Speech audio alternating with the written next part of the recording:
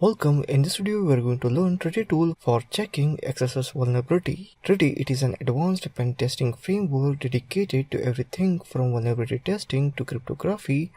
Let's open up terminal and type Trity. Trity tool is started here.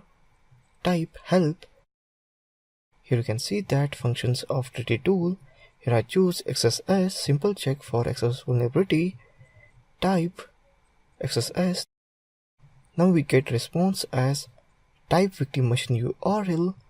I'll type https go.com $q equals to. It will scan with different XSS payloads.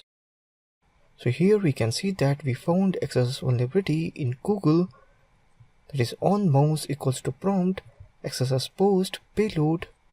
So basically it just means that this payload can be applied here. Let's try with another URL. Type XSS, type URL http prootlogic.com.br webgun test.php $q equals to. Here you can see that XSS vulnerabilities payload. Using this Linux tool, you can check different websites. So that's it in this video on Trity tool for checking XSS vulnerability. Thank you for watching this video.